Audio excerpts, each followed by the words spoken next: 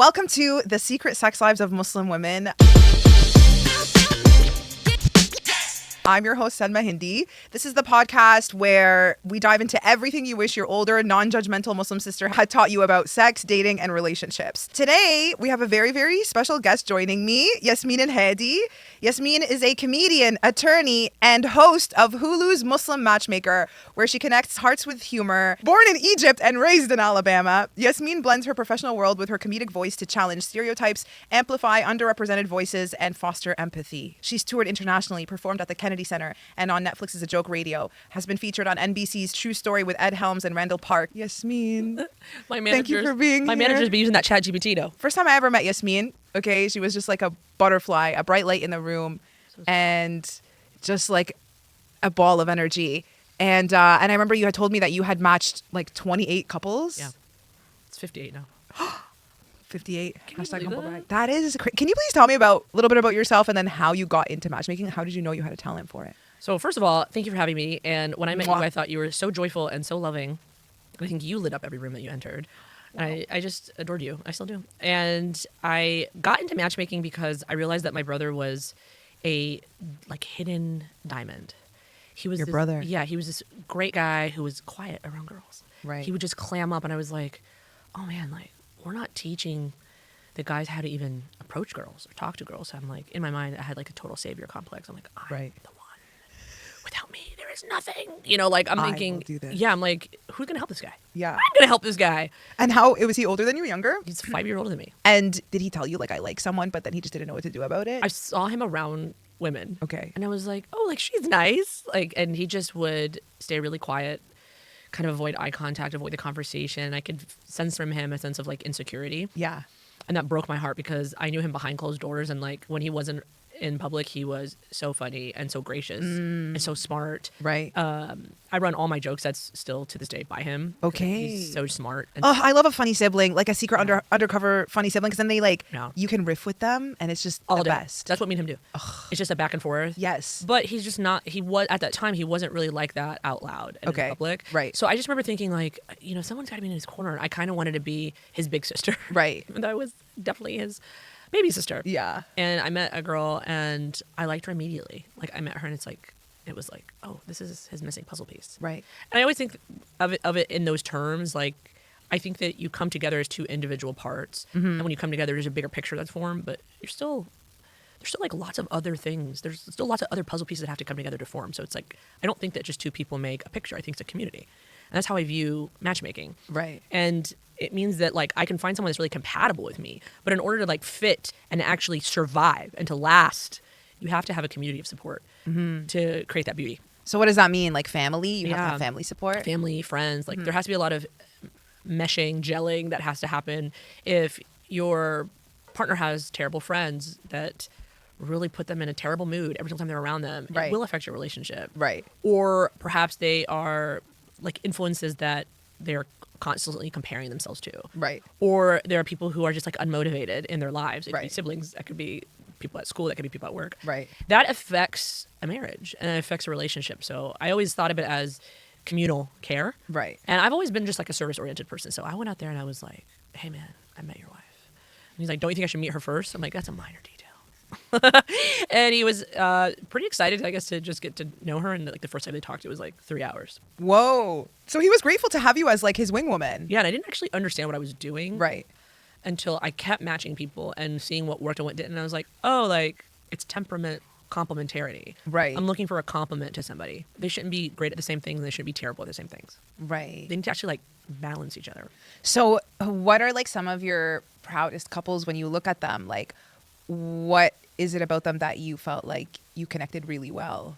I love the couples that when I see their children, oh my God, there's like nothing like it to see that their kids are growing up in a loving household where the parents really respect each other and see each other's value and they're not competing. There's like no reason to compete. There's just a reason to learn from each other and almost have like that backup support to be like, man, that's like a big blind spot for me. I need someone who knows how to do this thing that I'm missing. Right. Or I'm, you know, for me, when I see the couples where one has had some anger issues in the past or they feel very frustrated or unseen, and to see the other person really see them, calm them, center them. Wow. That's like the most beautiful thing to see. I'm like, oh, like these two are really like making a house that's balanced. Right. And that helps their stress level, but it also helps their kids and the community around them. Like when you have a good relationship and it's a reliable one, Right. be it romantic or not, you actually can shine your light brighter in every space that you enter because you're okay. Right. You feel okay. Right. And you feel like you have a home base. Right. And everyone needs a home base to feel safe in. Right. So that they can go out and do what they're supposed to do on this earth. That's so interesting because I feel like I'm kind of going through, I don't know, like a second puberty, like a Muslim puberty or something like that. Some where puberty, existential puberty, perhaps. Existential, but it's also kind of like I was isolated for very, very long. And maybe I thought that that's what everybody was doing. A lot of girls my age kind of grew up in this in between where we didn't want something arranged for us, but we also didn't want to like go out and date. We wanted something in between, like someone you meet organically through the Muslim Students Association. Yeah. And then like you guys develop a crush and then he talks to your dad and then you guys get married, right? That's kind of how that was like hitting the jackpot back then. And now, I mean, I'm looking at those friends of mine and they're married, they have kids. Like our lives are very different right now. I kind of feel like I'm almost still a high schooler, like with the freedom and the traveling and the experiences that the choices I'm making in my life. But then at the same time, like I do want to start dating seriously. And I've been celibate for over a year and a half. And I've been like very selective about, you know, what I want moving forward in my future. But it's very difficult because I'm number one, new to this country. First of all, I don't have a family. I'm completely estranged from them. Even if I was still in contact with my family, they're not here. I'm here completely on my own. Like it's not like I have siblings who have networks, who have communities, who can like contextualize a person to me. Like if someone comes through my brothers or whatever. Now it's like I'm kind of like a fish out of water. If someone comes to me, I'm like, who are you? I only know comedians and Not the healthiest. not the healthiest demographic to date. No. Male comedians are all aspiring to be fuckboys. And you know, that's kind of gets to my point. I actually would not match you with a comedian. Yeah, I don't think. You know? I mean, I appreciate the artist. I appreciate the understanding of my passion and something that means so much to me and like being able to share a joke that I'm writing in the process. You know, they'll understand milestones, they'll understand. But there's male comedians, they compete. Yes. They intensely compete. But the truth is like anyone who's kind of in your lane is going to feel a little like, I'm not sure. Like, is she smarter than me? Is he smarter than me? It's like, why are we doing that? Just pick another lane. Right. I feel like it's the best in terms of longevity that I've seen. So I've been matching for 18 years. And the couples that last the longest are couples that are literally doing different things. Right. And I'm not saying that you can't, you know, match perfectly with somebody who does the exact same thing as you, but there's got to be like a lot of boundaries that I think are created, which is like, hey man, like I'm not trying to like do like a pissing contest. Like I'm just not trying to show you I'm better at this and you're better at that. Like why? But you can't even say that because it's like, it's like you said, like we're in the same lane. Like if I get an opportunity that he really wanted and he didn't get it, like there's always going to be some underlying resentment. I don't love it. You know what I'm saying? I don't love it. Okay, so who do you see me with? Okay, I definitely, I see you as somebody who is a free thinker. Yes. Who is a seeker of truth. 100%. Probably more spiritual than dogmatic. Okay. Someone who like definitely believes in God, but has a maybe winding relationship, one that is based on a lot of reading, a lot of soul searching, journaling. Like he's got to be emotionally intelligent. Right. It's very, very important. And someone who's had a lot of time with reflection. Yes. And probably done the work because you're doing the work. Yeah. I would love someone who's like, how do I say this? Like a little bit more put together. Like I want to be the messy one. Yeah. Yeah. I think every woman I know definitely wants to be able to be with someone who is solid and feels like really, because what I'm based because we have hormonal we are, but that's not the trend that I'm like. What I'm seeing is women going for guys who are way like beneath their league because they think this is all they can get, or they want to like coach someone. They want like a project. They like to be. They fix. Women fix and they nurture, and the longer that they delay having a child, they'll start to fix and nurture and baby a man. Right. And that's the issue. It's like we should not be babying the men in our lives, but where do we put all that energy, all that nurturing that we have, all that ability to like fix and problem solve? Like women are damn good at that. Right. They evolutionarily, they stayed home and like fixed shit. That's exactly what women did. And they made sure that everybody like had everything that they needed. Right. But there was somebody who was providing. There was somebody who was coming and saying, I'll protect this home base and I'll protect it to the death. Right. And that's sort of all broken down. And I don't even just mean from traditional society. I'm talking about like evolutionarily. This is kind of how things worked. And in terms of, just nomadic structure and how now we're settled and we're settled in one place and we're completely destroyed in terms of our relationship with intergenerational living. And when you break that, it's like two people can't do it all, and they never were supposed to do it all. We're a big, masterful puzzle, mosaic, whatever like, we have to be together here. Right. We're never going to make it on our own. And I want you to know, like, you think, oh, like, your siblings would have to, maybe be involved to bring you someone, or perhaps to check someone's path. But, like, what I'm seeing in the dating circles now is that someone can come from an excellent family. Right. And still be a pretty terrible human being. Yeah. Someone who ghosts, someone who avoids, someone who cheats, someone who lies. It's deceitful, yeah. Very deceitful. And it's like, well, what happened to us? Yeah. And so there's something, like, at the root that's, I think, missing, which is that integrity, that personal accountability, personal integrity, that actual fire and drive to be good. And that's what I think, like, you need a guy who I think is driven by that. Like, I actually want to be better every day. Oh my God, Yasmin. I mean, like, I've given myself the freedom to explore and do whatever I want, right? Because I'm super stubborn. I'm very, very stubborn. I'm hard-headed. I really value my independence. Like, I lost almost everything to get it. Yes. And freedom. You need freedom. I need freedom, but I also, like, me and the truth are like this. Like, God will bring me the truth to my doorstep. There's nothing a man can hide from me. I say this, like, with so many miraculous examples under my belt, just from, like, this last week alone. So I know that for me, like, if a person is not in alignment with the truth, it's not going to work out. I'm going to see through them eventually. It could take a long time, but I will eventually see through it. These are the important aspects that I'm looking for in a person.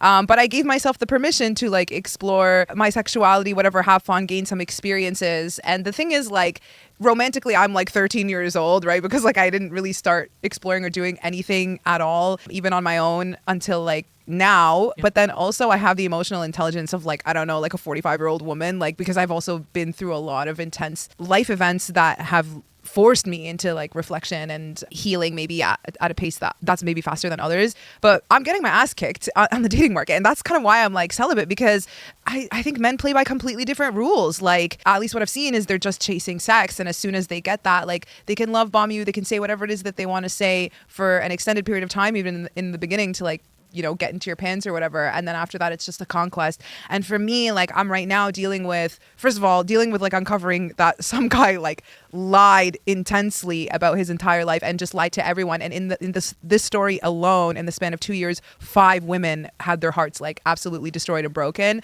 some more than others. That's shattering. Yeah. And then the other person, I'm just, like, finding out, like, there's so much that's coming to light about him hooking up with a lot of other people. And it's just, like, making me realize, oh, sex was very sacred to me. Yes. And I shared that with him. But to him, sex is like a toy. And he used my heart for his ego. So it's just like giving me this shame and disgust and ick that I'm like, this person should never have had access to me. You know what I mean? Absolutely. And you're learning. Yeah. And that's the key. I mean, I feel like we win some and we divorce some. We win some and we learn some. That's what I always say. True. And I was going to say about the truth piece, right? Mm-hmm. Like what you're saying, like how the truth is revealed to you. That's actually why I said, I think you need somebody who's a truth seeker, who's always trying to seek the truth and be honest, like, with himself and other people. I'm not saying that is the flavor of the day. That is difficult to find. Yeah. But I do know people that have a very good relationship with the truth. Right. And trying to seek what is actually reality and what is my whim, what is my ego, what is my projection, what is my judgment. Right. And those are the kinds of people that I would put you with, because you've done a lot of work around that. Right. And I would say that you have to admire the person that you're with. Right. That's what I would also say. Dr. Siddiqui, a woman who does a lot of, like, relationship advice and I think perhaps counseling, she was talking about how men want to be admired in some way, and women want to admire them. Right. So it's like, be admirable. Right. And I will admire you. So true. And then women want to be adored. Right. And of course, we're talking about in very, like, big, large swaths of heteronormativity, and I recognize that. Right. We're just speaking about it as a thought experiment. Some people are not going to fit into these categories, period, no matter what. Like, I believe some people are not monogamous, no matter what. I was going to actually ask you about monogamy. Yeah, absolutely. There's people, I think, who are not monogamous. Right. By their very nature. But I will say that, if we're talking about how women tend to want to feel, they want to feel adored, and they want to feel like that person is really adoring them. Right. At different times in their life, especially when it is messy. And I feel like you do probably want somebody who's put together, because women want consistency. Yes. And it's like, we get stressed out when we don't have a consistent man. Yeah. And what you're describing, which is like that conquest, the disappearing, the lying, the hot and cold, This is so stressful for us. And this is very common among the men that I've gotten involved with. They want me to see them in a certain way, and they do everything to protect that image more than protecting my feelings. And then when I find out the truth, then they fall from my eyes, and then that is like the shattering of the fantasy. Like that's like the true heartbreak for them, because they wanted me to see them. Absolutely. The way They I don't did. want to be pulled off that pedestal. They want you to admire them. Yeah, So be admirable. without the fucking responsibility. You gotta be though. admirable. Yeah, And the attraction piece is the last piece that she talks about, right? Like both people have to be attracted to each other. Right. So men want to be admired, women want to be adored, and both have to be attracted to each other. Right. And you could be with a man for a while with like 2 out of those, maybe, but you really need 3 of them. Right. For the relationship to last. And attraction is so interesting, I find, because I call it a matrix all the time. It's not static. Yeah. It actually changes, and someone can be more attractive to you over time, and they can be, of course, less attractive to you over time. Right. And the attraction is, I think, bolstered by feeling, I really respect this person. I Right. value their opinion. I want their opinion on my life. Like, I want to be near them. Right. When they're not around, I feel a little bit lost. Like, I Right. feel like I feel like my- tasteless, a little tasteless. yeah, I feel like my confidant is Aw, missing. yeah. You know, that's all part of attraction. Right. That's all part of the things that pull you towards somebody. And so it's very unattractive when someone is lying, inconsistent, irresponsible. Yeah. But Unreliable. Like, I need to know that you stand on business in private and public. yeah, well, that's that hypocrisy piece, right? Like, we don't want cognitive dissonance. We don't want people living double lives. Yeah. And that's why I think this podcast is trying to get people out of that double life. Right. But please correct me if I'm wrong. No, absolutely. Like, I think a lot of our experiences that Muslim women have gone through have been very, very isolated, which has brought up a lot of shame onto them and has led them feeling very lost. Like, for instance, this episode's not out yet, but I spoke with someone today who actually got engaged to someone who turned out to be racist, him and his family. Secretly basically. racist? Well, now she knows that they're Zionist, but yeah, like they were very accepting and kind to her in the beginning. But then I think there was like the Paris Muslim attacks. They then said like, oh, well, those fucking Muslims. So like it came out I see. you know what I mean? But in the Yeah. beginning, they seemed like a very accepting, kind, warm family because she could drink around them. They wouldn't insult her or what she looked like in her body, which is what our families do. We get like verbally abused by them a lot, psychologically abused, and then we don't want to be around them. You don't trust them. Or she tried telling her mom about her first boyfriend. Her mom like slapped her across the face. So she's not going to open up to her mom. But then at the end, she ended up going through a nightmare situation, and she actually wished she had listened to her parents and had their support. But because our families don't make it a safe space for us, Yeah. like That is the catch-22, because you want to be able to have a communal support around your relationship. but how when there's so much shaming of women? And you have to let them live in truth. And it has to be a place where there's a soft landing spot for the truth. Right. That is actually how I'm raising my kids. I really hope that people pay attention to the damage that is caused by creating the necessity to have a double life. Right. Because I can't be in truth, and the truth will make you free. I know. Every single Almost time. every Muslim I know is carrying some sort of a double life. Like It's so heavy. It's so heavy. No one should carry that. I was carrying it for like a month when I was deciding like to take the hijab off, or when I took it off before I actually did it publicly, because I gave myself time because it was a huge shock. But like then I didn't have a double life anymore because it was very important for me to be an open book. But then nobody likes what they see. They're like, actually close that book again. They're like, shut it and seal Shut it. that book. Like we were not reading this. You know what I was going to tell you about that? Yeah. Okay. There is an in between, which is that I can be an open book. Yeah. But you have to earn my chapters. Yes, that's where I'm trying to get to. That's the spot that I think gives you a lot of integrity. Yeah. And is empowering. Right. And you're not being one thing and not Right. being that thing, but you don't grant access to every part of your book. Right. Right? Like, I'm not saying. No, I was going to say that's when you actually feel like you have nothing to prove. But I'm on like, Yes. I'm, that's when you I'm, don't have anything to prove. That's I'm it. on the That's it. rebellious path That's a little it. bit still, right? Yes, So you are. Eventually, I'm going to like You're balance going to get out. you that balance. Yeah. It's the security. It's that security of saying, hey, like, I own every part of myself. Right. But not. But I don't have to everyone prove it. Is owed Right. any part of me. Right. I'm very selective about the people who are owed anything from me. And they've got to be earning every bit of those things that I give them. That, I think, is maturity Right. and security. And I think the path to celibacy that you are taking and thinking about dating in a way that's more selective and more intentional is sort of the best route to take. Yeah. I think the more intentional the process, the whole show for Hulu's Muslim Matchmaker is based on this idea of intentionality. Like, how am I dating and how am I creating intimacy after commitment? Mm-hmm. And how can I have that commitment based on a real deep understanding and a deep connection between two people. Right. I'm sure as a matchmaker, you've succeeded in connecting a lot of couples, which is so beautiful, but I'm sure you've seen a lot of failure. Absolutely. I would say my biggest crisis of faith always shows up in this one aspect romantically, which is incompatibility. Yeah. When like I really care about another person and actually have love for them and vice versa, but like ultimately we're incompatible. Yes. Like either our lifestyle or like, for instance, one of these guys that I mentioned that I'm like still kind of coming off the fantasy of, ultimately like he's very, very independent and ambitious, which I like about him, and like I also like to grow those parts of me. But when it comes down to it, like between independence or connection, like I would choose connection more because I want to feel like it's me and you against the world. Like I want to feel like I have someone, Or me and you with the world. me and you with the world. Yeah. But like you got my back, Yeah. kind of like this Yeah. is my me and person. You will face the world. Yeah. But then he looks at it like he's more like it's like bursts of intensity and then detachment, because kind of like an out of sight, out of mind feeling, because otherwise it's like overwhelming, too clingy, too needy. Right. But then I don't feel safe it's like either one of us feels safe and the other one doesn't, or one feels safe and the other one feels suffocated. I always teach that couples to talk to each other in a way that says, I feel more secure when. Right. And I feel less secure when. Right. When you're talking to your couple, I encourage like a weekly check-in, and I've seen it like make or break couples. Like, Really? Yeah. Like, what went well this week? How did you feel supported this week? And like, what didn't go well this week? And how can I maybe shift that? And then what will be the best way that you feel supported this week? Here's the best way I would feel supported this week. And then here's our shared vision of the future. And what do you think it's mostly about, like communication, like how people like and it's like approach. those release valves. Right. Because the truth is that people are sitting on a lot of feelings.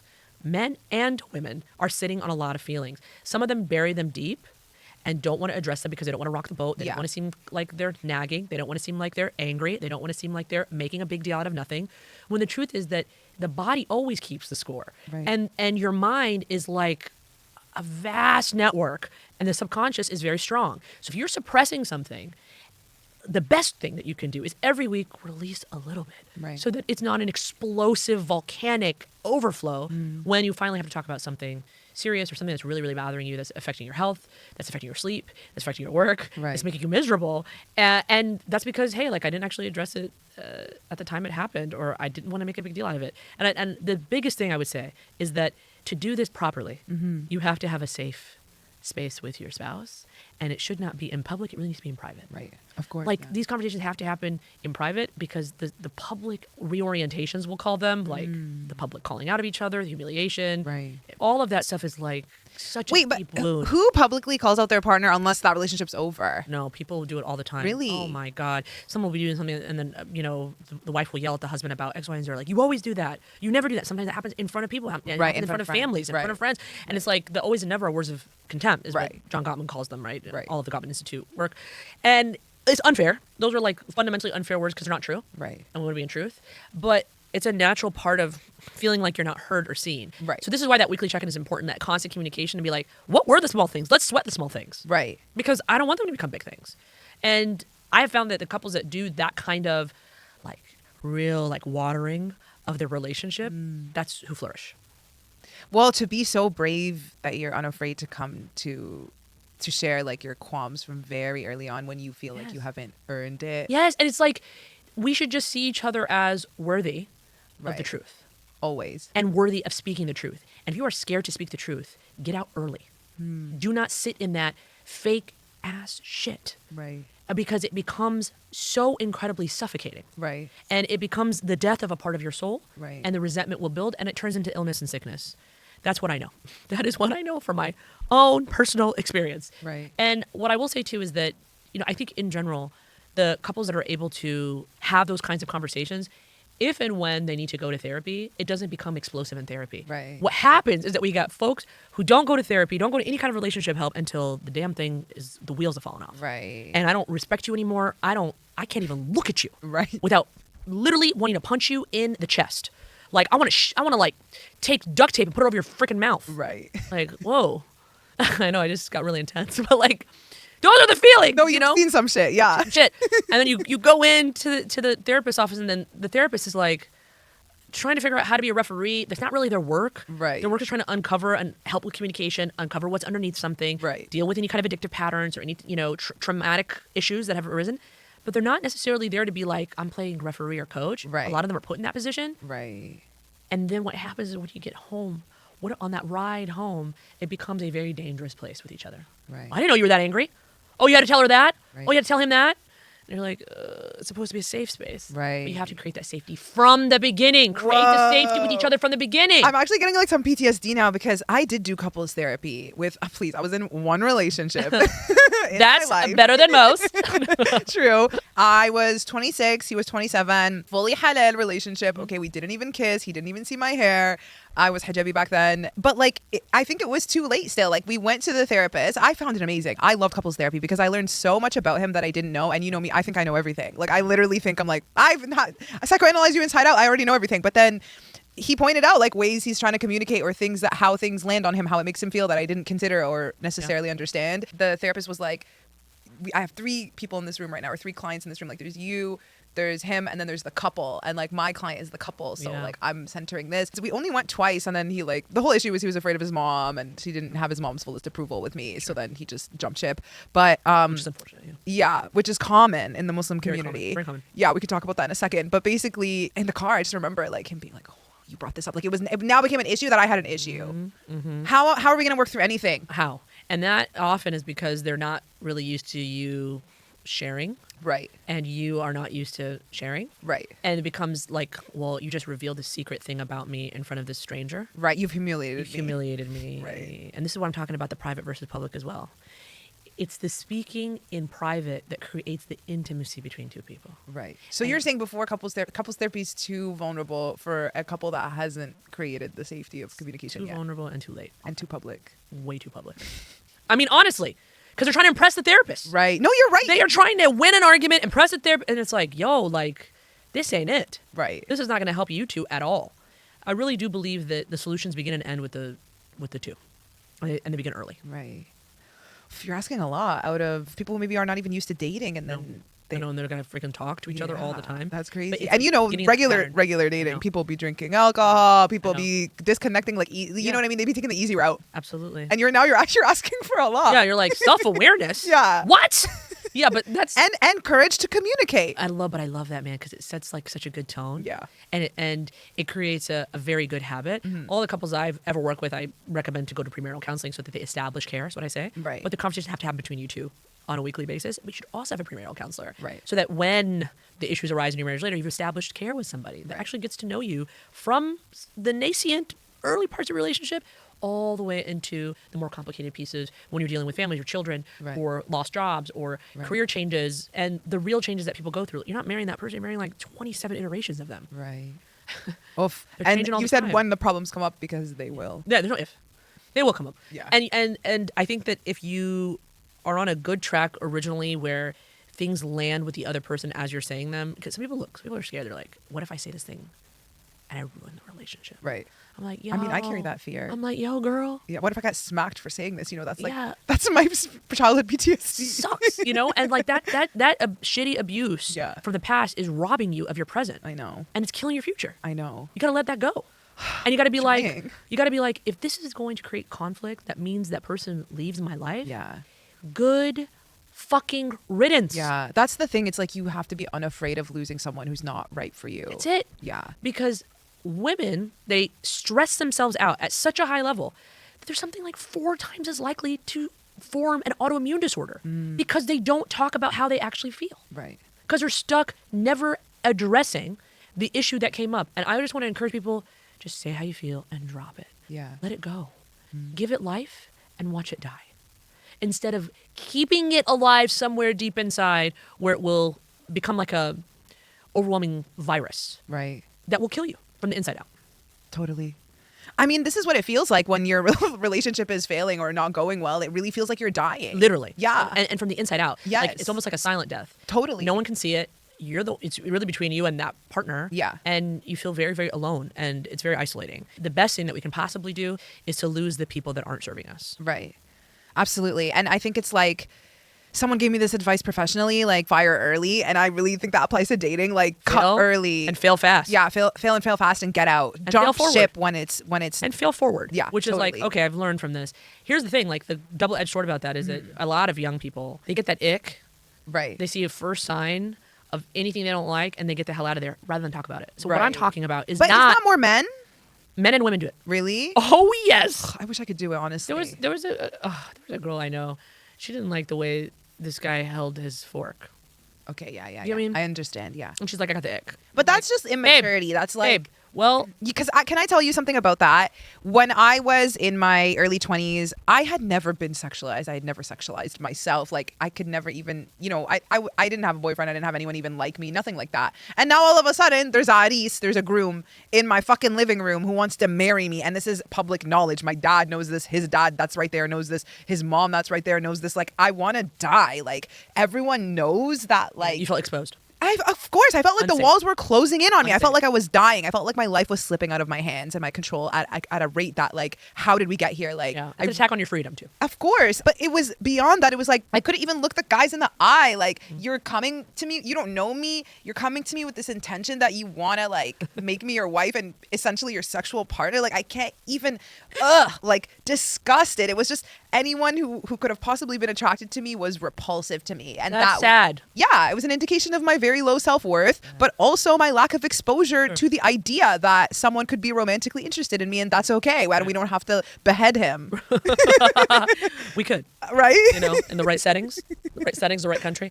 No, I think that's a lot of that is emotional relationship youth. But then it's like being it's young no emotionally, dating, being no young, looking at being men. young relationship wise too. Yeah, I know. But then all of a sudden marriage, it's a lot. I didn't even have like a teenhood. Look, girl, I'm with you. Like that, it's like a 0 to 1,000 in 60 seconds. Or like I saw my neighbors the night of their Ketbik Deb, which is like their Islamic nikah, Islamic wedding.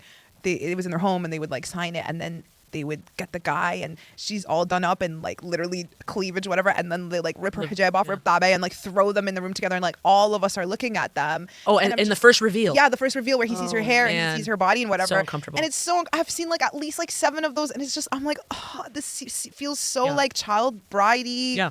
And like even at the mosque that I went to growing up, everyone's gonna know exactly who I'm talking about. There's an imam, he was supposed to be like youthful and like hip. I see. Yeah, and then he would always make a joke about how like he would do their nikah in the masjid, and he would always make a joke about how the guy's gonna go home, and when you go home tonight, make sure you pray 2 rak'ah sunnah before you do anything. And he'd be like, it's gonna be the fastest 2 rak'ah sunnah he's ever prayed. Huh? Why are you making a sex joke in the mosque? And the irony was that everyone hated me for doing comedy, and I had never done a sex joke like that on stage at that point. Like, if you're praying fast, redo your prayer, brother. Right? Like, Prayer didn't count. What are you even talking and about? go redo your wudu also. Redo all of it. Redo. You are not actually believing in your Lord. But that's what I'm saying. As someone who is ever present. Look, Right. here's the truth. But it's like there's this sexual undertone Yeah. after we've been shamed like violently our whole lives. It's true. And out what of it. I was going to say, the truth is that for Muslims, sex, pleasure, it's an act of worship. When done in accordance with what Muslims believe is the requirement for commitment, which is like that it's public, Right. that a woman is given a bride gift, that there's witnesses, that she has rights, that there's an understanding between them. And that's kind of amazing. Like the entry into the marriage market, the entry into the sex market is quite easy. It's supposed to be an eased The process. sex market, That's what I'll call it. What it is. That's what I call it, right? And it's not, and it's actually supposed to be pleasing to God. It's actually not supposed to be dirty and something that is problematic even, but something that could actually bring you closer to God, because your union is a way to keep you protected, preserved. Yeah. Literally. Energetically, physically, emotionally, spiritually. Your eye remains on the prize. That's why I always say, like, marriage is not the flipping goal. It's just the means. Right. Your goal is God. Right. Your goal is self-actualization. Right. And when marriage and the sexual needs are met, which meeting your sexual needs is a religious requirement. When the sexual needs are met, then you have a platform now that you can go on and go do what you're supposed to do on this earth. Right. Go, your home is safe. Your needs are met. You feel a partnership with somebody and you're preserved energetically. Right. Go out there and tackle the world. Right. And do what you were meant to do on this earth, which is really share your gifts. Like, that's our form of gratitude. That is worship. Totally. Sharing our gift, being in that gratitude. And the problem is somebody who takes that lightly. Yeah. Somebody who sees it as gross or dirty, but it shouldn't be something that is fetishized either. Like this, placing somebody in a room together when they first see each other, is so gross. Like, to be honest, that is a fetishization of that, like, of the innocence, and of something that is supposed to actually be something that brings you closer to God. And then all the eyes are on that. I know. So like that also means that you don't know someone in the room is lonely. Right. And now they're seeing these two people coming together and they feel nothing but darkness. Right. Oh, well, that's definitely a common theme in the community too, where like if you're married, everyone's eyes and Yes. congratulations and praise are on you. And if you're not, you're like lame, sad. You're sad to them, honestly. True. But also, if you are truly happy or if you are with a spouse that fulfills those needs, I do believe that the part of the beauty of the haya, or what we call, we could call it bashfulness, we can call it like preserving almost, like, I don't want to call it shame. I don't Yeah, want, because like, I don't think it's shame. it's not shame. It's Yeah. like, I'm kind of shy. More like discretion. Discretion, discernment. I'm shy about just like putting all my stuff out there because I want the people that have access to me to be the people that I love and that I choose to bring close to me and to protect me. Right. To have protection. Sitra. So a part of that haya, in my opinion, is like if I've shared such a union with somebody, or if I have that deep spiritual connection with somebody through a physical act of intimacy, through sex, Right. I don't want everyone to know about it. Yeah. I don't want people to be watching me while I see the person that I'm supposed to be, sexually attracted to and like seeing in that way for the first time. Right. To be out in the public, no one is owed that. Yeah. And in fact, that is dissipating my energy. Right. It's like handing power over other people. Right. I fucking hate that. It's fucking hate that. Yeah, it's including other energies in what I would prefer to be like a contained one-on-one thing because I'm making this choice with this person. 1,000%. Yeah. And again, the way to make that choice with somebody is not supposed to be overcomplicated, difficult, Right. a show. It's not supposed to be a show, but trust me, we've made it into a show. It's such a show. We've made like it into a show. Even A dog and pony show. Casual culture, like casual dating culture. Back to these men that I'm talking about. They just, oh my God, male comedians, like talking about who they fucked. Conquest, like sharing the Instagrams. Like I'm just like, oh my God, did someone do this with me? Like it's just so. Probably. Yeah. And that's probably, unfair. because And that's the haya piece, right? It's like, or another way is, don't kiss and tell. Yeah. Right? Like if you've had a relationship with somebody, like at least have the decency Right. to not exploit that fact. Right. To try to make yourself look a certain way, But or to make a lot someone of else guys are doing look it less. are for the story, Yeah. for the notch on their belts. Yeah. And that is so deeply unfortunate, and it's a way to feed the ego in a way that demeans another person. Yeah, where you use and discard women. So it's an actual harm to you. It's an oppression of self and an How? oppression of others. Because you carry that energetically. Right. When you humiliate somebody and you reveal a private fact about somebody, you are oppressing yourself because you energetically carry that. I believe that deeply. I'm Muslim, but like other cultures, like the karma that's associated with that is bad. Right. It's bad juju. It's bad energy that you're holding because you've now not just outed somebody, but used them. You've used them. Used and discarded them. Yeah. And That's how I guess feel. what the universe will do with you. Use and discard you. And in times when you really, really need a break. That's why I say you don't ever really have to defend yourself. Yeah. You don't really ever have to defend yourself. You could be standing right here, sitting right here, and someone's out there saying the worst shit about you. And all of your blessings are coming straight to your doorstep. Yeah. It's all coming to you. And they're the ones in loss. Yeah. You don't have to do anything because energetically as well, you will only gain. Right. You will only be increased. Right. Totally. I'm a lover girl. I get attached easily because of my neurological, psychological wounds, my childhood PTSD, whatever. How about just being a lover girl? It has nothing to do with that.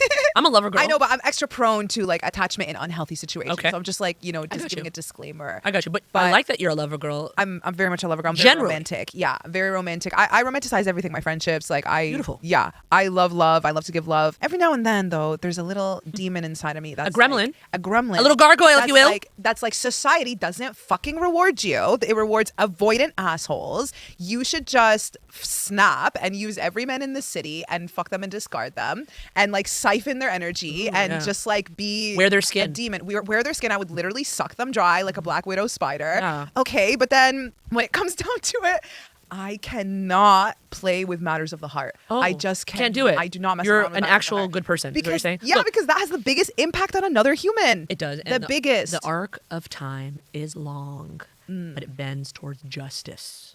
Don't ever forget that. You've got to play that long game. And that's actually what's preventing you too. Not just that you're a good person, but there is something Right. deep inside of you that's like, that would be unfair to them. That'd be unjust to Of them. course, like I'm And trying that to would build be up. meeting their injustice Right. with another injustice. Right. I want my mark to be like I skyrocketed this guy's confidence, which is always the case. Honestly, I'm not even I love bragging. that. You're like, But- I'm a notch on his belt and a notch up in his ego. 100%. But then I want them to rise up to the occasion in terms of being a decent human being. But I've been disappointed in seeing that. That part's hard. Yeah. That part's hard. I think creating as much as possible the bedrock of like respect between two people, I think is hard if you're emotionally young, Right. relationship young. Right. It's hard to be like, oh, like respect and like me admiring him is like crucial. Right. Crucial. I might be attracted to him and he might be really adoring now, but I have to really admire him. That piece is hard to It's come by. not easy. Yeah. But I would tell you, hold out and keep to this regiment that you're on of being selective and holding that standard, because being in a terrible relationship is the most draining thing, soul-sucking, slow death that you will experience, way worse than the loneliness. And you should create other relationships that are very reliable and loving, which you definitely have the ability to do.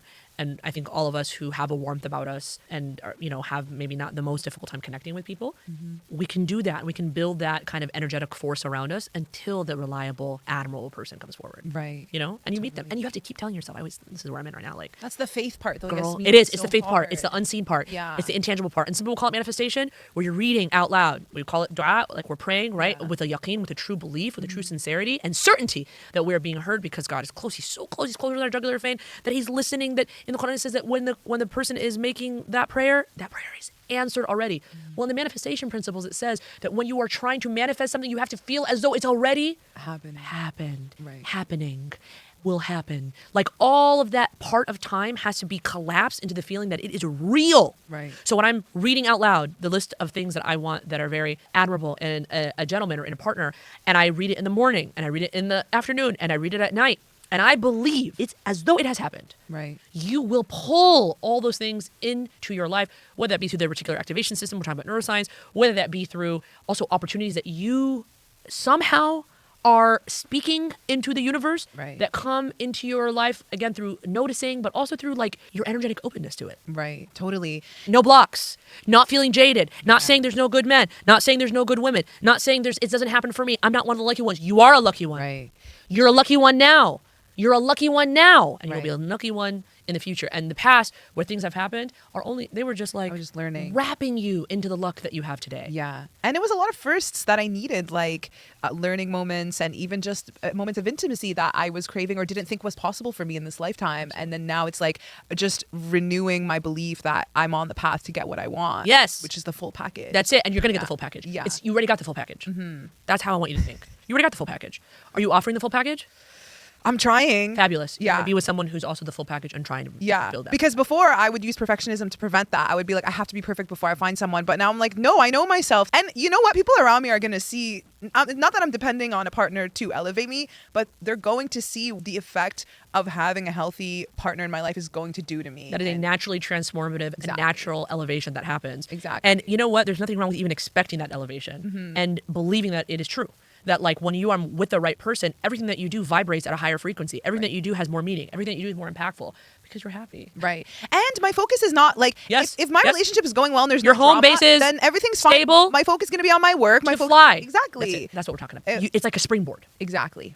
Yeah. And I have to believe it. You have to believe it. It's sometimes very difficult, but the more goodness that you see, and the more that reticular activation system is processing the things that you're focused on, right? Again, the things that you focus on is energy grows. Right. It radiates the things that you keep focusing on. So if I'm focusing on the blessing, if I'm focusing on the thing that I want, if I'm focusing on the things, maybe the thing that I want, and I'm looking for where it is in my life already. Right. Right? This is like the Quranic verse, "Inna ma'al usri yusra," "Inna ma'al usri yusra," it's like repeated, right? Like with the difficulty, there is ease, not after. With the difficulty, there is ease. So if you're focused on the ease that's maybe wrapped in the thing that you don't want, and the thing that is difficult for you, then if you're focused on the ease, then that ease will grow. It'll radiate. It'll get bigger and bigger and bigger and bigger, which is why, we believe that gratitude journaling, or like in general, being a person of gratitude and just saying, thank you, and I want more. Right. Ask. This was great today, and I want more. Yeah. And I deserve more. Right. This was so fabulous. I love this interaction. I love this connection. I'm going to connect more. Yeah. I'm going to put down my phone, and I'm going to talk to strangers. Right. I'm going to talk to the person who is helping keep my house in order. I'm going to talk to the person who's helping me get my food ready. I'm going to talk to the person in line. I'm going to talk to the person, maybe in the subway. I'm going to have deeper connections, more connections. Right. And that's going to make my energy bigger Totally. I was going to say... and 'cause- draw more goodness into my life. Right. I'm like the kind of girly who doesn't really like I have bursts of phases where I'll like go date, whatever. And then I'll just be like, no, I'm going to kind of like maybe be a hermit for a bit or whatever. You're protecting your energy too. Yeah. So you don't get burnt out. But then the thing is, sometimes, like, if I'm just chilling and then a guy, like, it doesn't take much. Like, if a guy is direct with me and he's consistent, at least presumably in the beginning, That consistency is key. in pursuing me, then I'll be like, okay, let's go with it. But then it leaves me kind of in a position of, it could leave me in a position of need, Sure. where You've opened yourself up now. only to this option, Right. and he maybe has many. This is true. And the more you say out loud and you put in the forefront of your mind, I am a lover girl who believes in consistent, kind, dedicated, intimate, deep, one-on-one connection. That is what I'm offering. That is what I'm worthy of. That's what I'm searching for. The more you do that, the more that you will draw those things into your life. And either the guy is in this standard or he's not in that standard. Right. And you want to find out early. Yeah. You want to find that out early. But in general, it is upsetting when you maybe open yourself up to somebody who is like open to so many other things. But like the beauty of vulnerability is like there is that connection, and then there's the ability to be hurt and learn from that. Right. And also like carry all of that. Right. So that it grows your empathy, it grows your compassion, it expands your heart, it expands your experience. It lets you also see things earlier. Right. It's you couldn't just see. difficult, and like I'm dealing with this at the same time as like losing my family, right? So Really hard. It's the grief. That's a wound. Huge wound. Huge wound, huge father wound, fresh father wound right now, and like and family wound, and then on top of that, it's like I can open up to these men, and they can even feel it sometimes on my body, how much grief I'm carrying and how afraid I am of being completely alone, because I am like in this world. But I'm so grateful, obviously, to my friends and community, which is I'm slowly building. Creating that is so crucial to actually having the healthy relationship, like I said, because your relationship is not really just you two. It's this whole community of support around you. Right. And it's also really important because, of course, as we know, like nobody's going to meet all your needs. Right. But it just extra hurts when like they use me and hurt me when they know like I'm in this vulnerable spot, very raw and tender right now. Yeah, I kind of want to punch them in the. I've been doing a lot of punching. Me too. Like I punch them straight in the freaking face. Maybe I had an expectation, but I thought that they would like protect me, not hurt me. Keep protecting other people, and they'll protect you. Always remember that. Yeah. Stay in the thing that you want. Stay in the thing that you want. Stay in the feeling of what you want. Yeah, around the people who give you that feeling. And around the people who give you that feeling. Yeah. And let it grow. Because then that becomes my norm. And that's it. Making me feel bad, I'm gonna be like, you're like, bye, right away. Yeah. You get what I'm saying? Totally. Those are the things. What I'm saying is not that right away ick. You know what I'm saying? Like, there's some right away icks that are silly, and there's some right away feelings of like the misalignment on the standard. Like you're not actually meeting that standard. I don't want to sit here and do that with you. Right. I really don't. Totally. Because I'm gonna end up like hurt, alone. I don't want that. Right. The more that also we feel alone, I think we make some poor choices. Right? Totally. You always go for someone that you don't, I think, really want or would not consider below your standard when you feel that loneliness. 100%. So one of the best things I would recommend for men and women that are feeling lonely is you've got to have like a whole network of things that you do that spark that joy in you, that bring that feeling of balance to you. Like activities and hobbies. That's it. That remind you that you're not alone. Right. And it has to be like a list of 10. Yeah. And every single time that you feel like I'm about to text my ex, I'm about to make a poor decision, I'm about to go for someone that really can't hold me, can't witness my life, can't bear testimony to who I am, can't see me. You go to your list and you're like, how can I bear witness and have testimony in my life for people that really can see me? Right. And how can I do that for myself? Right. Not just myself. So on that list needs to be things that also include other people. Right. Because I really don't think that the self solves all the problems. No. It just doesn't. It just doesn't. And the loneliness doesn't go away. No, totally. Also, it's hard for people to know, like, when you go for someone that you don't actually really want, like, oh my God, I am such a... I don't even want to call myself victim, because I definitely embody that confusion a lot. Sure. For instance, last year, I spent all of last year pining over this one guy, being like, I want to have sex with him. I want to have sex with him, like all year, just like controlled by the horny monster inside of me and the grief that it would bring about, because I was like, I really want this, whatever. Yeah. And then A longing, a spiritual ache and a Yes. longing. Like Yes. that was literally what I was doing all of last year. Yes. And then I went to do ayahuasca in Egypt, and like I saw the guy, and then I did ayahuasca, and I was so crazy. I like it was 3 a.m. in the mountains of Sinai. The Red Sea is like right next to us, pitch black, no electricity. The Bedouin aren't even there. Like literally you're just on your own in the desert. Wow. And I wanted to use the bathroom, so for some reason I took all my clothes off. Okay.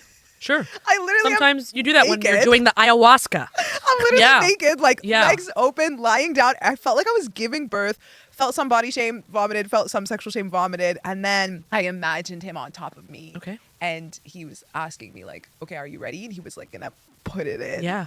And immediately I closed my legs and I was like, no, I'm not ready. I can't have sex like till the end of the year or for the foreseeable future. This was in October. You rejected I him. rejected it. And then I was like, what the fuck? I was like, I'm not ready to have sex. I was like, then why the fuck have I been behaving this way this whole year? Throwing myself at him, chasing, whining, when in reality, deep down, I was not ready. And Check out that truth. Oh my God, but I was lying to myself the whole year. And that's why last year was hell for me, because I had like just drifted so far from my true self. Yeah, well, this is that longing and aching that you're talking about, because Yeah. it's coming from somewhere else. Of course, it was coming from escapism. I didn't want to face my reality. I didn't want to face the grief of losing my dad. Like, I was throwing myself, I was acting daddyless, I'm gonna be honest with you. But like, it didn't lead to anything. Like, I didn't actually, because I know myself. The thing is, consciously, I want to have sex with this guy, so I'll keep behaving in all these ways where I'm trying to get him, Breadcrumbing him. Yeah, and then he'll come, and then I'll explode on him or set hella expectations or I'll switch up on him, Right. because To deep push it down back. my protection is now coming out, my protective mechanism's now coming out.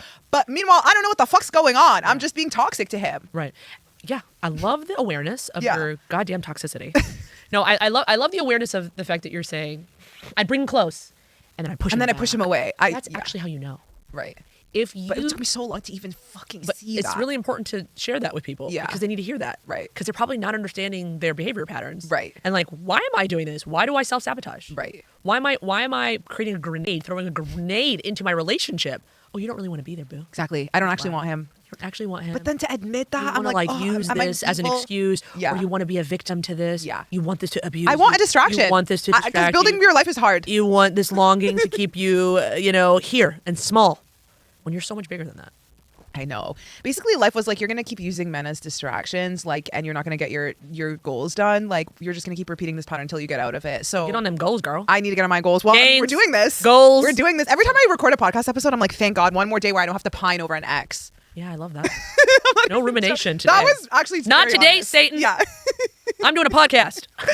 Okay, we should wrap up. But Oh, are we? before What? do, I know We went by so quickly. I know, literally. But before we wrap, I want to ask you, like, okay, so lots of Muslim women be listening to this podcast. This is kind of like our only dating. It's like a one-stop shop at the moment. Yeah. Okay. You're like, this is the only thing made for us, by us, for us. Yeah. Literally, inshallah, that's going to change in the future. But right now, the listeners are perhaps Muslim women who are sexually active, or Muslim women who are not, who are more maybe religious and Thinking about it. Yeah, but everyone just wants to know how to find their person. What general advice do you have to these women who are listening? Well, first of all, I mean, the desire and the want to be in partnership is natural and beautiful. The desire and want to have a sexual partner is natural and beautiful. It's not something that should be. It's not something that should be shunned or made to feel like it's a dirty word or a dirty thought or a dirty thing.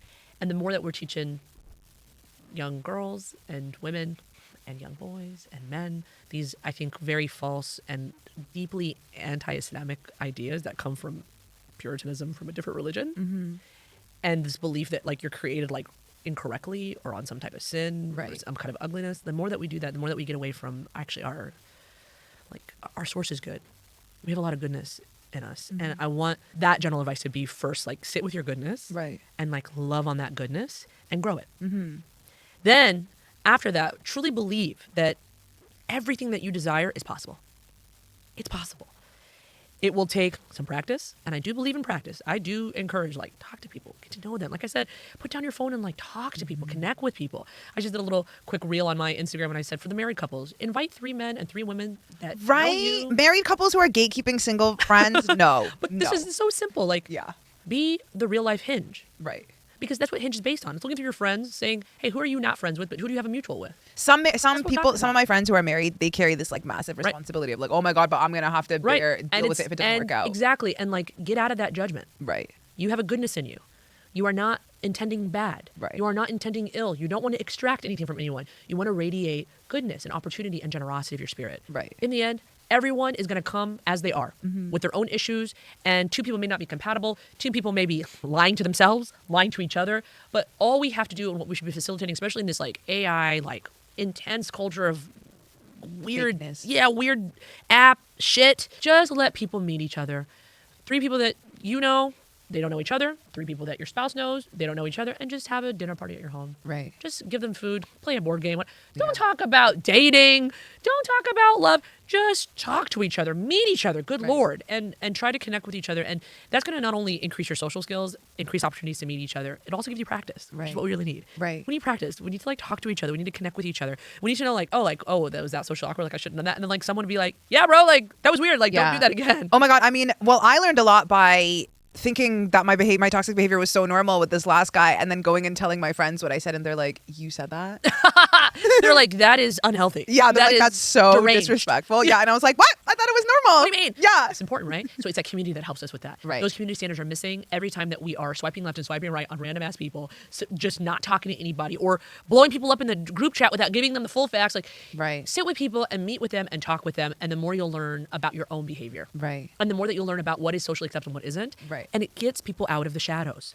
Because when you're in the shadows, you do all sorts of things. When you're living a double life, you do all sorts of things. So I want us to get out of that. Yeah, you have a porn addiction. You have a major porn addiction. Yeah. Guess what? Porn screws up your libido. It creates unrealistic standards. Yeah.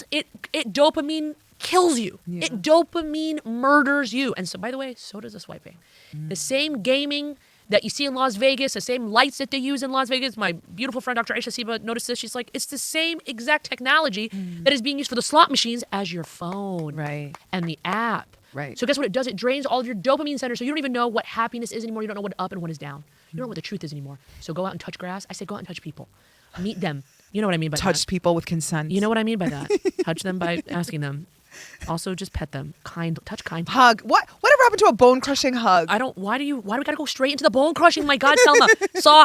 Soft touch. Soft invited hug. touch. Let it be invited. Absolutely. And guess what invites and earns touch? Trust and truth. That's it. Trust and truth, consistency, admirable quality, alignment, eye contact, talking to people, safety. That's what creates courage to communicate. To communicate on a weekly basis, talking about all the little things, having your full weird self on display. Yeah. You know, and then being like, oh, that was too weird. Okay, let me get back into this. Let me get into the normal territory. Instead of I'm behind a screen and I'm a screen warrior. Right. I just say the weirdest, most awful things to people that I would never say in person to them. Right. Because I have no real life connection. Now if I have a real life connection and there's a dinner party at somebody's house and it's a small group and I'm getting to know people, I'm accountable.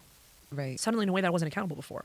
Yeah, you can't just say anything you want to say behind a screen. And the key here though is that it's a safe place, meaning if you don't like somebody and they're approaching you like, hey, like, do you want to get to know each other a little bit further? Like, I wanted to explore a connection with you. Yeah. That's how you should talk to each other. Right. Do you is there an opportunity to get to know you a little bit better? I want to explore a connection with you. And you don't want that. Right. All you have to do is not ghost them. It's just to say, I'm happy to get to know you a little bit better. For me, it's I do the 3 dates, right? Yeah. Go on 3 outings with them. Right. Just get to know them. And don't talk about, are you going to move? Are you not going to move? Are you going to be here? Are you going to not be here? How many kids do you want? What are their names? It's so hard. Don't talk about that. Don't talk about that. Try. And just say, what makes you tick? How would you describe, like, the past 4 years? Like, are you proud of yourself? Like, what are your biggest accomplishments? Like, or, like, what are the things that you, like, really learned? Right. What were the risks that you took? Like, talk about things that you would talk about with someone who you're kind of maybe thinking about building something with. Yeah. Or entering into a partnership. with, a business with. Yeah. Like, I need to just know kind of what makes them tick and, like, what are they passionate about? Yeah. What are they like, absolutely not like? That's a good way to frame it, because romantically, I'm like, the stakes are so high. I'm no, like, and that's the thing. The stakes got to be low. Yeah. And that's what I'm trying to talk to you about with It's so our charged. religion. The stakes were actually low. Right. Low and easy to be able to enter into the market Right. of relationships. Right. But we have destroyed ourselves and we've made it almost impossible. Yeah. And we've punished each other for it. Right. So instead, okay, so if explored connection's not working, whatever, instead of you going through all those feelings on your own and then ghosting somebody, hey, I know that we have a mutual friend. Like, I can't just, like, disappear from this guy's life. And maybe I'll see him again, so let's not make it awkward. I'll just say, it's been really lovely getting to know you. I really think we would be better suited for other people. I wish you all the best. That's all you got to say. Right. It's been great getting to know you. I realize that we're probably suited better for other people. I'll see you around. Right. Yeah. Meeting people and connecting with people. In order to make that safe, it can't be that now it's awkward when I see that person. I blow them up on a group chat. Right. I embarrass them. No, protect them. And you'll be protected. Right. Now, if they're some kind of public criminal, if they've committed some kind of crime, if they're public harm, I'm not talking about hiding people's faults that are problematic. Right. I'm talking about you weren't compatible. Right. Let it go. You don't tell them this, that, and the other, and this person, that person, that you talked to them and they went on 3 dates and, like, don't flip and do that. Protect each other, Selma. Okay? And someone hurt me once. All of New York's gonna know about it. Yeah, right. All of the world. Again, protect your chapters. Yeah. Not everyone gets to rifle through those chapters, and not everyone should have access to your full book. Right. It's your book. You're the author. Stop writing people into it. True. You know, and then involving other people makes it awkward then when you see them, and then you're like, oh, I don't know. And this is why people who are in the same friend group won't even consider each other romantically, because they're so afraid about being burned by each other. So stop burning each other to the ground. Yeah. So that's one of my points there. Okay, as in, don't make it awkward. Right. And then finally, don't get so hurt if someone doesn't see you in some kind of romantic way that you're now afraid to go to another outing or to meet other people where that person's going to be there, or like you're now fixated on them. I love like a good tragic story to just, continue to pine over, like living in the past. I love to live in the past. yeah, you're a bit of a drama queen. 100%. I love that. You're a Renaissance queen, is what you are. You're a period piece. Yeah, I'm and like so drama. just have a period without the piece. Yeah. You know what I mean? Like you don't need to do all that. The more that we actually meet each other in person, I think the greater opportunities. And from these kinds of like dinner parties, from other meetings, even if you're not good with that person, don't feel afraid to say, my cousin would be a really good fit for you. I got a nephew that would be Right. like, create networks for each other. It's the not taking it personal part, because like to me, like my ego still really gets hurt, and I never want to see that person again. Yes, I know. But the That's- more you experience rejection, the less that sticks. Yeah, and like, men are really afraid of rejection, and it's like heterosexual men now are so afraid of rejection that they're like not even shooting their shot. Right. Well, they would rather be an incel. And that's like Which sucks, but I get it. It's- I relate to incels so much the because end of our civilization as we know it. yeah. So don't be an incel. Don't be an incel, That's even the- though that's the thing. it's fucking terrifying to get rejected, but that's the only way you're gonna get past it. The only way past is through, and you do have to go through rejection, and you do have to go through failure. But I promise you, on the other end of it, there's more. Yeah. Sometimes always it's more. when I'm like getting hurt, like I Yeah. can feel my claws sharpening and like Yeah. my boundaries like developing, my skin thickening, and I like stone wall around your resent- heart, Yeah, and I the guards resent that everyone. you I'm put like, up. oh, you guys wanted to sharpen me up, and now I'm here. You wanted to harden me, and now I'm here. The best thing that you can do is to stay soft. Yeah, That's it's where all the hard. love is. I know, but it's so hard. I love love, and to love, you got to be open to it, and that means being open to hope. Yeah. Rejection, hurt, because you're going for the big one. Yeah. Your sights are on the big thing. Yeah. The big one's coming. It's already here. Yeah. You have to believe it. Totally. I keep telling myself, like, Salma, we're playing Monopoly and you're not going to buy the first property. Okay, you're Love going to that. hold out to the Park Place. Yeah, I love or that. Park Avenue. Or like, this is the game of life, and it's long. That Yeah. game was so fucking annoying. It's too long. And it could be much longer if you're in a shit relationship, so don't do that. Well, it'll be not just long, it'll be heavy. Yeah. And time will fly. It'll steal time from you. Steal time for you. It'll rob you of where you could be and what could be, and it's the big thing that you're waiting for. Yasmin Elhady, thank you so much for joining us. What do you think? You're Make sure you watch Muslim Matchmaker on Hulu today, and make sure you rate it highly. You can also find Yasmin online on Instagram, TikTok, YouTube. Okay, look her up. She is a stand-up comedian. Thank you guys for listening to this episode of The Secret Sex Lives of Muslim Women. We hope you learned a lot from our emotionally intelligent, wise guru, Yasmin. Okay. Just keep your hope alive. If you have a story that you want to share on this podcast, please email The Secret Sex Lives of Muslim Women at gmail.com. And if you enjoyed this podcast, please rate it highly and send it to your friends, and follow us on social media as well. We also have a Patreon where you can support us and get involved in our community. Love it. And remember, your story matters even when it's being silenced, especially when it's being silenced. This episode was recorded in Manhattan, New York at 30 Irving Studios. I've been your host, Salma Hindi, and we'll see you next time.